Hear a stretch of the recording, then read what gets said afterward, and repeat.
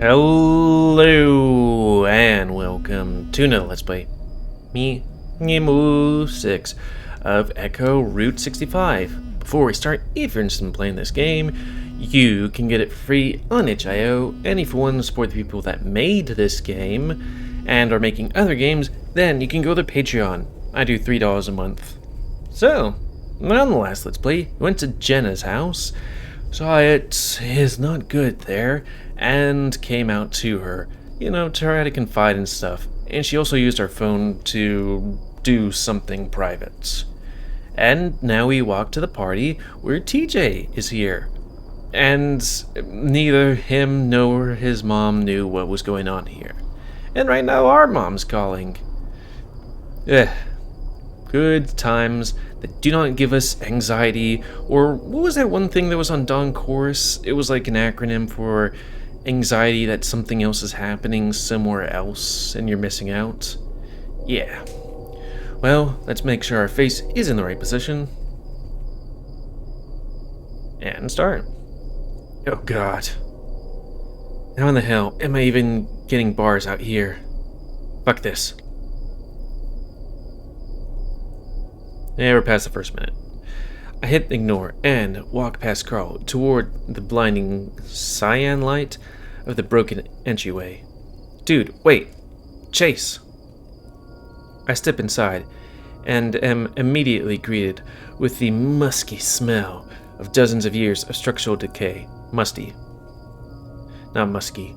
The scent of dust, drywall, and stray fiberglass insulation mixes with the more modern aromas of alcohol, perfume, and scented candles. Pornography. Dog! Looking around, there are actually quite a few lit candles laying around, the flames contrasting with the colored, gel-mattered halogen lighting. Whoever set this up must be a theater tech kid. With all the candles, I actually agree with Carl's notion that this is a bit vampire culty feeling. The music certainly isn't helping. I had expected something a lot more, I don't know. Leo calls it oompa oompa music. The stuff with trumpets and accordions we get on Spanish stations. Oh yeah, because it's supposed to be like Day of the Dead. Still, no sign of anyone. It's actually getting kind of spooky. Hey, wait up, Chase! TJ and Carl come bounding in behind me. The acoustics here are nuts. Why is it empty? I don't know. I don't hear anyone yet. That's weird. Well, let's split up, gang, and search for clues. TJ and I both look over at Carl, who has a flat expression on his face. I'm joking. I'm literally fine with us holding tails, chain style at this point. I'm okay with just walking normally. Like, I know that TJ's mom doesn't know about this stuff, but it's weird that she's like, I don't know, costume party, right? It's like, what makes you think it's a costume party? With that, TJ steps up, following in tow, walk around the corner, through the cobwebbed hallway, and into the main manufacturing floor. Here, we finally see some people. There's certainly no rave. I count only 15 or so people at the far end of the room, and a few more in the rooms behind them. Most of them seem to be surrounding a metal keg, though a group of about 6 girls look to be gathered around what looks like to be a yearbook. I only recognize 1 or 2 of them, and even then, only vaguely. I think I see Heather over there by the barrel thing. This barrel thing. One of them seems to be doing a handstand on it for some reason. Who knows? I actually did one of those in college. But trying to drink it. Oh, there's a rat picture there. TJ points at sheeted paw towards the feline girl by the keg. Heather has a blue solo cup in hand and is laughing at one of the guys around here. They can't use red solo cups in this game because that would be, patent pending? I don't know. You know, that you can't use Coca-Cola or something. Heather is one of the girls who rides our bus. She lives out on the outskirts of Echo. How is there outskirts of... I mean, I guess you might have like a ranch. She's not really part of our group. I just know her dad is responsible for maintaining the reservoir dam. I have a feeling what's in the keg isn't fruit punch, and feel pretty boggled at how TJ's mom was the one to send him here. Meanwhile, looking at Carl, I see that pretty much all of his snark has disappeared once again. He stands in the doorway of the hall. The people in front start to notice us, nudging their friends and pointing. Some snicker, though most just look confused, especially at TJ in his ghost costume. Feeling eyes on him, the lynx lifts up his sheeted arms. Ooh. He apparently approaches the group with the grouping in character. Happy day of the deed. Okay, I guess that makes a little bit of sense, but not much. I don't think he knows what this even is. The confused expressions seem to amplify. As TJ nears, it looks like he's attempting to hug Heather. Having not been paying much attention behind her, she turns right at the last second, the lynx wrapping his ghostly arms around her in a tight hug. She screams, and all eyes shift to her and TJ. Get the fuck off me! Oh god! The surprised lynx lurches back with a startle right as Heather shoves his chest. He goes coiling onto the floor with a loud thump, dust spraying everywhere. The others around Heather exclaim in distress. What the fuck, man? Who are you? Get off her, you fucking creep! Emila, go! Go get Derek! Heather, it's just TJ. Despite my shouting, I don't think anyone hears me, or at least understands me. They mostly all sound inebriated, judging from the slurs in their voices. I see one of the girls at the yearbook table get up and fast walk into the back rooms. Is that Heather there with the mascara tears? It's like, I'm gonna videotape this. I try to run up to TJ's side, but a large coyote steps in from the back room and blocks my path. He has the look in his eyes that seems to say he's looking for a fight. Meanwhile, TJ lies on the floor with his white sheets coated in factory dust. From the shifting noises I hear beneath the costume, I can tell he's crying. A stumbling coyote girl nudges him with her foot before emptying the contents of her cup on his sheeted head. Oof. Good thing I never went to any of these parties. I mean, I'm not a party goer still. Another equally drunk wolf attempts to pull her back, eagerly tipping them both over. She puts on a dazed expression of motherly scolding. Yo, Maria, what the fuck? Don't pour booze on the rape ghost. We honor our dead bad touchers on this night. For some reason, this comment makes the foxfellow next to Heather bristle. Heather, this guy you was talking to me about, the fucker who... His fists clench. Oh wait, is that the coyote? Whatever. Heather, meanwhile, seems to be crying now too. For some reason, her mascara matting around the fur around her eyes. Okay, so that's Heather. Is TJ just kneeling, or is he really that short? She just keeps repeating, I can't fucking believe this, over and over again, while the friends try to console her. What the hell are you two talking about? Leave him alone. The older coyote steps in front of me, is not having any of it. He snarls. We're sick of your chick fuckers. I don't know any of you besides her. Someone next to Heather yells back, You leave Heather the fuck alone, musk shit. I look behind me and see that Carl is no longer in the doorway or here with us. The fox guy seems to be trying to drag TJ now, limply smacking his sheeted head as the lynx tries to pull back. I'm sorry.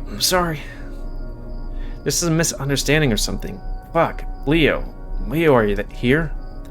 The coyote grabs my shirt, pulling at me with enough force that my muzzle ends up smacking into his trucker hat brim and knocking it off his head. Oh, that's gonna piss him off.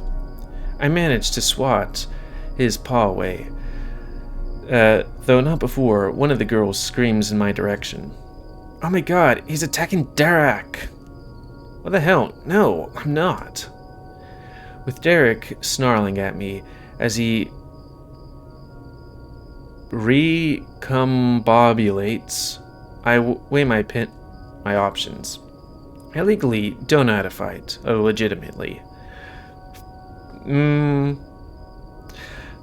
not gonna spoil. Flynn said that I wouldn't be good at it if I tried because of my shitty otter arms. Look down at my arms. Oh yeah, and then I thought of another thing that's like, spoilers! Well, I did do a spoiler at the beginning of, like, this series. Where it's like, we did do that thing in the future. Anyways, look down my arms. They're rather shitty. I just have to go get help. The cacophony of screaming and snarling from around TJ's insane. These people are on fucking drugs or something. I hold up the flat of my paws to the dehydrated coyote. I'm not trying to fight you. I just want to get The coyote thrusts his arm out, getting a glancing blow with his fist against my chest. Stumbling back, I scramble to my feet, taking one final look at the fetal positioned TJ before turning to run. The coyote latches on my shoulder, yanking me back. Something hard smacks in my skull, and I feel my mind rattle. I lurch back, essentially butt-humping the coyote as my ears ring from my prior blow. Butt-bumping. I feel like I'm a walking zombie now, staggering towards the door as my vision blurs. I knew that something was going to go on, but I didn't know that was going to go on. Is this what being knocked out feels like? I clench my fists and keep my pace, trying to blink the blue blurriness away. Eventually, I reach the entrance. Carl! Leo! As I reach the outside, my knees lock and I drop to the concrete. The impact rattles my bones as I catch myself with my wrists, just barely managing to avoid falling directly on my muzzle. Take a deep breath. I'm still conscious. At least half conscious. And continue crawling, trying to ignore the throbbing pain. Carl! Shouting now, my voice sounds foreign to me, shrill, childlike, pathetic, and increasingly hoarse. Leo! Leon! Sorry. Help! My voice shouldn't be this croaky. I barely talked today. I'm in the middle of the road now. Where's Carl?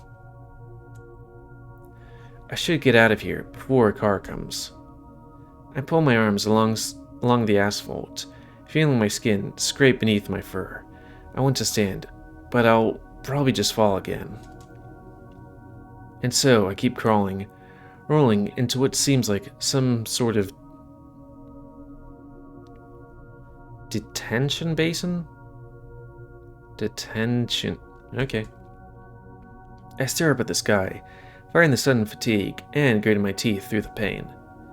At first, I think it's blood that's gotten my eyes, but upon rubbing them, I realize that it isn't the case. The sky is different, like someone scraped one of the colored gel matte filters over it.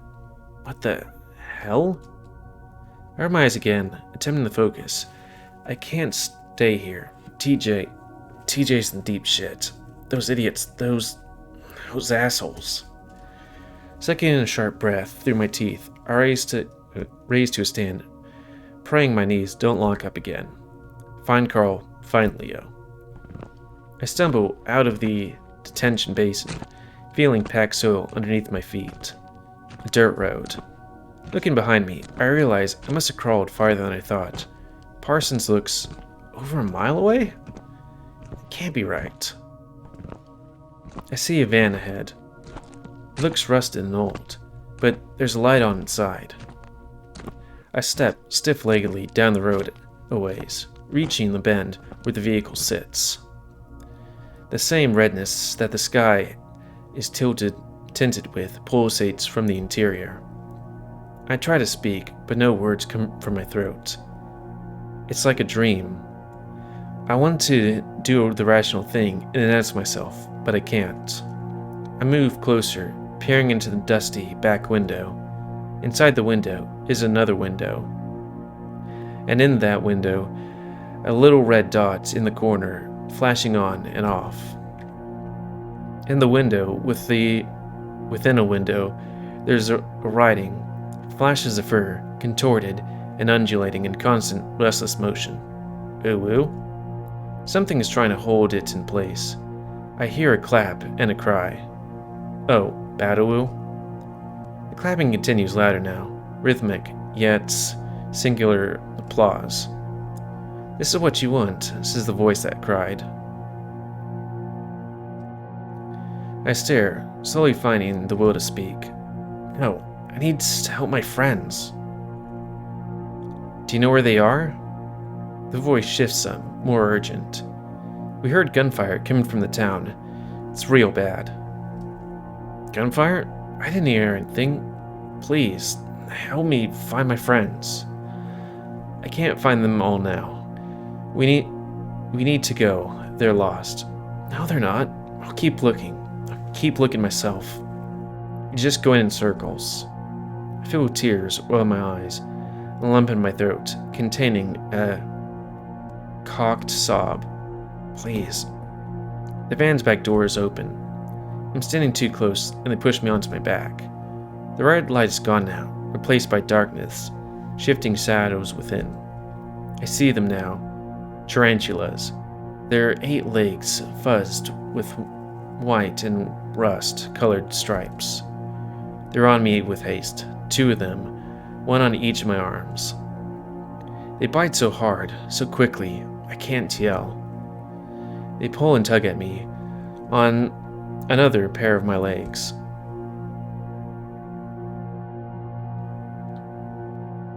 I'm pulled up into the van, my body stretched upon a squishy something that begins to sink against my arms and legs. There's no more light, and I stare paralyzed at what I think is the ceiling of the van in pitch blackness. It feels like restraints are binding me in place. I try to adjust my eyes to the darkness, but everything is blurry and unclear. My head throbs like a heartbeat, the pangs of pain unrelenting. My fur bristles. Where'd the spiders go? Breathing becomes more difficult, as if the oxygen in the van is running out. I feel the veins in my neck bulge as I try to gasp for large breaths. My body is not my own. Lights pop as the ringing in my ears intensifies. Something above me. I can see it. There's a garbled muttering coming from it, as if spoken through a poorly tuned AM radio. It sounds like me. Have you ever killed anyone?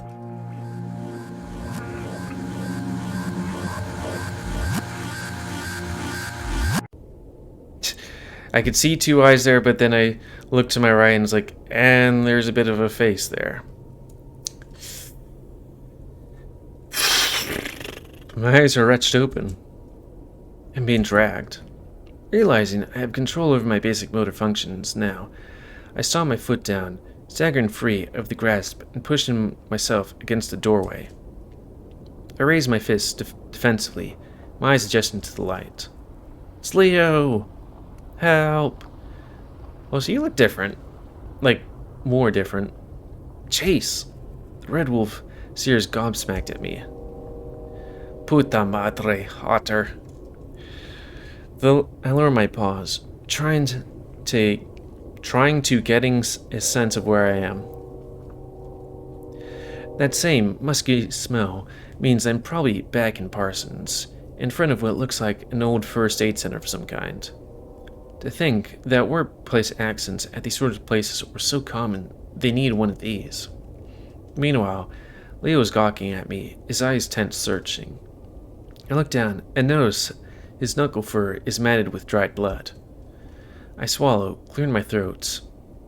The hoarseness is gone, but the pain everywhere else sure isn't. Hey, Leo? Out of all the questions I have, one pushes his way to the forefront. Is TJ okay? The wolf continues to stare at me, as if I were some sort of alien. Yeah, now he is. I see his nostrils flare, disbelief and anger in his eyes. His mom's on the way to pick him up, here to pick him up. Heather is down there fucking doing a mix of apologizing and puking. I just left him for a minute to check back on you. He folds his arms across his chest, leaning against the windowed wall beside me. There's a brief silence, and I feel the gaze swivel back down to me, as intense as before. What has happened?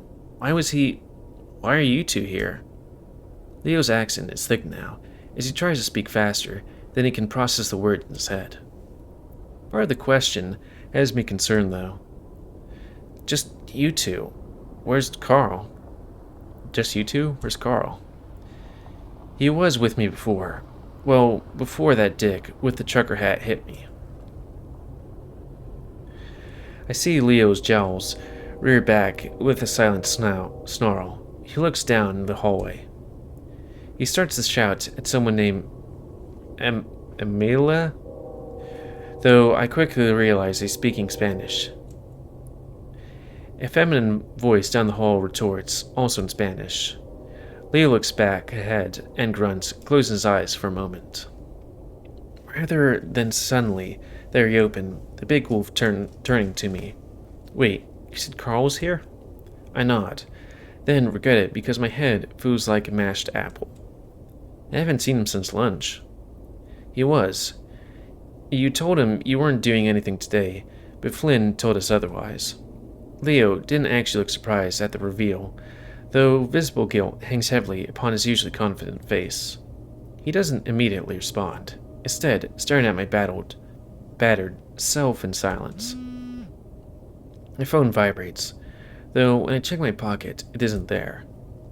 There's a palpable, sheepish moment when my ears flick towards the source, Leo.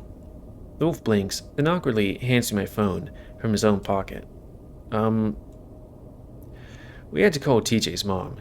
You were the one with a phone that can get to signal pretty much anywhere, so I tried yours. So how did he know, did the phones not have locks these days? I mean, I guess I don't remember it. I'm sorry, I just got a signal. Please be okay, dude. It's fine now. TJ's getting picked up. I'm here with Leo.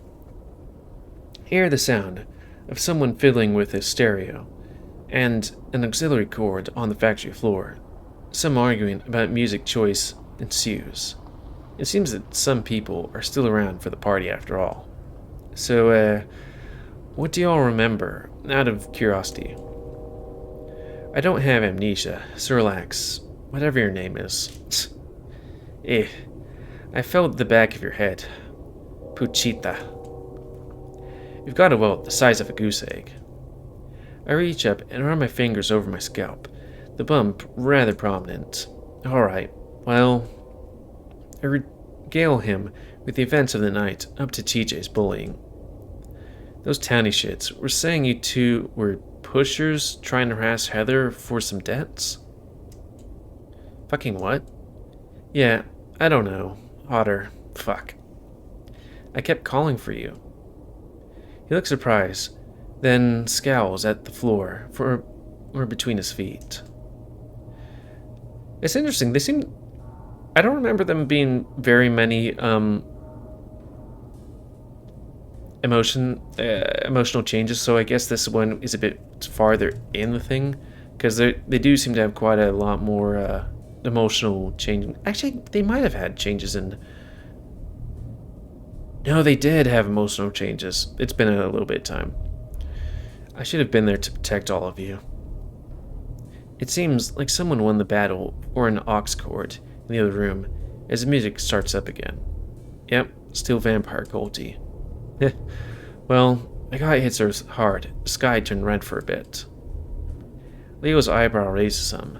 I see his eyes move towards the head bump again. I remember stumbling around outside, looking for you and Carl. I felt like I was walking for ages. Last thing I remember was a van. I see Leo shift, his shoulders raising up as high as they can go. That thing he does when he's tense. He looks at me, expectant. See anything else? My arm furls as I try to recall exactly what transpired. I remember it felt so much different than it does now in hindsight. I think I must have passed out then. Everything else is too hazy to recall. Recall without sounding insane. It's more like it. Leo shoulders lower. He seems to be in thought now. I found you outside on the road. I thought you had been hit by a car or something, and when I got to TJ, you wouldn't stop crying and smelled like booze.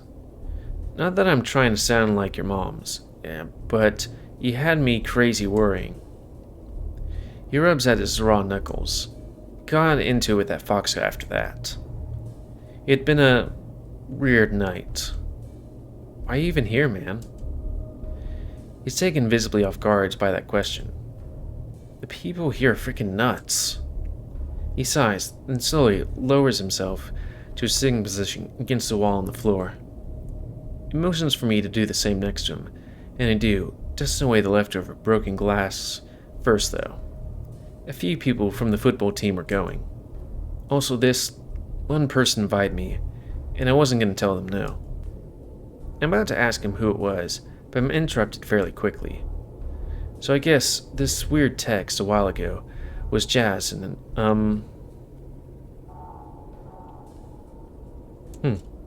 He trails off a bit. A couple of weeks ago, I was looking for lawnmowers for sale. Okay. On Peyton list. Okay.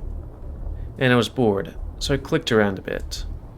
There was this personal dating thing ad posted, and a picture put up with what looked like the all censored up. I feel a cold tingle creep from my spine to my fingertips at those words. Hell, I thought I could even see me in the background. So I looked around a little on your phone while you were out. That same picture, but not edited for anything, was saved on your image folder. Yeah? I just checked. Dude. I should be feeling angry at this complete invasion of my privacy, but I don't. I just feel paralyzed. I've known Leo since he didn't speak a lick of English, playing video games with me and Jasmine after school. What was her name in the other game? It wasn't Jasmine, was it? He'd just imitate what we said with big, dumb smirk on his muzzle, as if he were saying something profound. I remember he got really hooked on the phrase, double jump that sucker. I had been yelling it as Jazz for like 3 hours when we were trying to beat the platformer game I forgot the name of. From then on, every time one of us was feeling down or facing a challenge, he'd tell us to double jump that sucker, with the same smirk. I look up over Leo now, trying to gauge his feelings. His expression is indescribable. Crenable? I don't know. Chase, you're like 15. You're already turning to complete strangers on the internet for sex shit? Oh, so he's 15 right now? I thought you were older because, college. Because, who thinks about college in, the early high school? I mean, some people, yeah, but I don't know. You can talk to me. I wouldn't have even gone to this thing.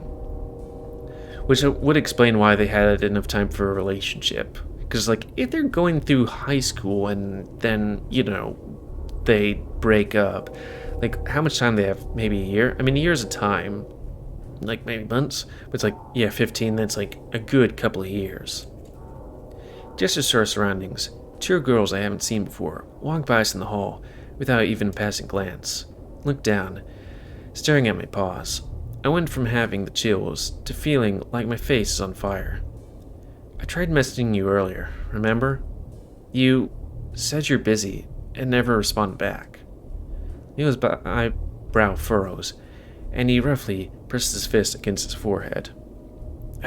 Fuck me, really? That's what you were on about earlier?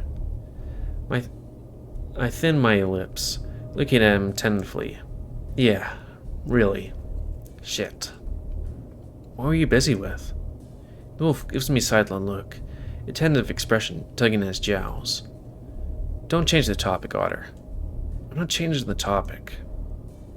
Hearing my own voice, I sound a hell of a lot more pathetic than adequately defensive. It kind of looks like he's blushing, but I can't tell. I try, waiting for the girls nearby to be completely out of earshot, though they stop in the hall and start showing each other something on their phones. Leo follows my gaze, letting out a quiet huff. Come with me. He raises up to his feet, pulling me up by my wrist. Not having much of a choice, I'm tugged like a rag doll, and tugged like a rag doll, I comply.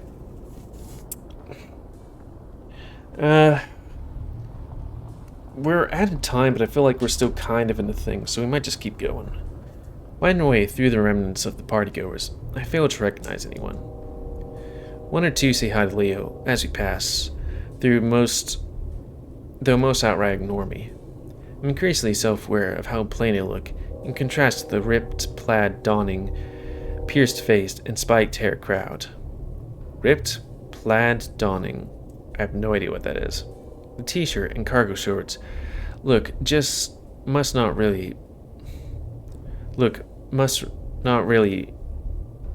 be really in at the moment. Cargo shorts are good. We stop finally at the front of one of the back exits. There doesn't seem to be any food, booze, or drugs in this part of the factory, so we're alone. Once again, Leo turns his expectant gaze on me. Maybe I think we might call it. Because it's like, I don't know. Boop, boop, boop, boop, boop, boop, boop, boop. Because that's... Actually, that would go there. Right. Well... Yeah, that's kind of the thing where it's like, we're at time, and it's a thing... Let's just keep going. Sorry. Yep, the other way. Once again, Leo turns his screaming gaze on me, his brow knit. However, by now, my nerves have evened out slightly, and so I had to counter the earlier question. Why do you care so much about what I'm doing? That I am how I am. You didn't tell me about all this. So you're queer now, eh? I get that. Just fuck. You can do so much better than old sags on patent list. What the hell? That was my business, man. Not yours. I just need someone to talk to, okay? So have you? Have you what? Met up with anyone? Screwed anyone? My eyes bulge in such a sharp reaction that even Leo holds up the flat of his paws defensively. Shit, alright. You really are new to this, huh? You could say that. Yeah. My parents didn't know until this morning. Or I guess, last morning now. It's really rough, Otter. I cross my arms over my chest, leaning my chin low down as I stare at the dusty concrete floor. I'm gonna try to see if TJ is still out in front and get a ride home with him. I'll leave you be with your friends. I turn, beginning to move, when I hear a growl from behind me. Puchita. He grabs my shoulder, spinning me around to face him again. Why do you have to be like this, eh? I didn't choose to be like this, Lee. Aye. Your adorable daftness. Do you know how excited I got when I saw that email? That what Jess texted me was true? It was like a fucking fantasy, you know? Yeah, I don't know what she texted you. Then I started wondering why he didn't tell me And then I got all mad, and now I've ruined this. It takes me a second to process being called adorable, a fantasy, and the reveal from Leo himself. I blink up at him. He blinks back at me. The wolf bites his tongue for a moment, trying to think before speaking. I wish I could go back in time and redo this. I'll kick the huevos in of that scud who hurt you. I'll protect you from here on out, and I won't hide things from you. We were the fucking gold nugget in the shit mine, yeah? I wouldn't be any different than those sloshed up bastards if I hadn't been what for you guys, if it hadn't been. I think back to when we were little, yeah? I don't remember any of what you're all saying, but I remember being happy because of you and Jas. And, you know, as you grew and shit, I started seeing you in different like. You made me happy when I was around you before. But now it's like, I don't know, Otter. Can't describe it. Just a whole new type of happy. Like, you know I fucking love you.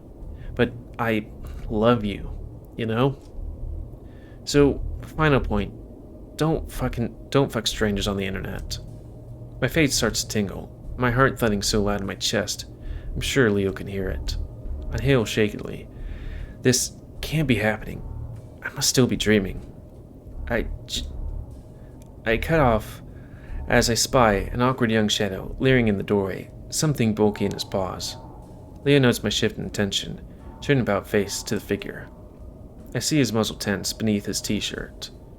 Chase, don't leave. I'll be back in a second. Yeah, sure. Anything. Bone my knuckles together, watching the large wolf move to the doorway. See him grab the shadowy fellow by the shoulder, trying to shift him away a little. The unknown guy thrusts what looks like a camera bag and tripod towards Leo. Leo shoves it right back. I see the wolf leaning close, and his grip tightening on the other. He mutters something. The shadow whinges, his head turning. I think he's looking at me. Starting to feel like another rather awkward approach the two. As do, however, the figure departs back towards the main factory floor. I'm never hanging out with anyone but those in our group from here on out. I swear, man. He curses something in Spanish under his breath. I used equipment like that before when I had to do a video story for the school news. The AV Club rents some out to students for school projects. Are you, working on a school project? I see Leo's muzzle, pulling a tight-lipped hold. He steps forward, taking over my shoulders. No, for the love of God, Chase, please don't ask me about it again. His demeanor seems more akin to begging than annoyance. Flickers of fear in his eyes. I stand and gasp, slack-jawed. This is beyond strange, but I can tell he's serious about this request. Alright, but... Chase. Leo, are you okay? I just want to get back to town with you. Yeah? I guess. I can respect that request. I'm just assuming TD's already picked up by now. Been. Last I saw of the Lynx, he's crying in a beer-soaked puddle. I feel like a complete asshole for not checking in on him in person. Though, at least I wasn't as bad as Carl, who straight up fled home. Poor TJ's probably blamed himself for everything, too. Jasmine's stuck at home with her shitty family. Meanwhile, it turns out Leo's gay, and he likes me. And despite everything, the stuff he described feeling about me, I felt about him. My emotions are so damn conflicted right now. This emo vampire music is actually resonating with me. Leo releases my shoulder and moves towards the back door, tugging a few times. He ups some, then gives it a hard kick with his foot. One of the hinges snaps, and the door falls into a hanging diagonal position. With a swift stop, the two other hinges snap off as well, leaving the metal door on the floor. We could have gone out the front. Well, yeah. He stares at the door with his feet, before looking up at me. wouldn't have been as rebellious. You like destruction of property, don't you? I break a mirror at one restaurant when I was 8. Because you didn't get the toy you wanted in your kiddie meal. He smiles teasingly at me, the moonlight illuminating his backside. I can see the faint purples in the sky. Of the inevitable sunrise as well. Hey, you know we don't have a fast food joint like that around here. That was my one chance of getting that figure from that stupid Denzer movie. Your hand was so damn bloody, I thought you were the coolest. There's a pause. I think with this scene change, and us being well over time, it's a good time to call it. Yeah, there. I hate when I'm like, I want to read more, but I'm like, I can't read. Also, my throat is fucked. So anyways, end of this, let's place a comment, because like, comments, you like, dislike, tips, tricks, always. If you like my YouTube and would like to see grow, then please like, subscribe, and check out the rest of grow, and please remember to spam your animals to help control the pet population. And if you're interested in playing this game, it's free on itch.io. If you want to support the people that made this game, and get other games earlier, then you can go on the Patreon, $3 a month. And until next time, let's play me, GamerWolfSix, of creepy things in the dark staring at you game, and mental crazy stuff with courts and ghosts and who knows what. So, yeah, Echo Route 65. So thanks and see ya.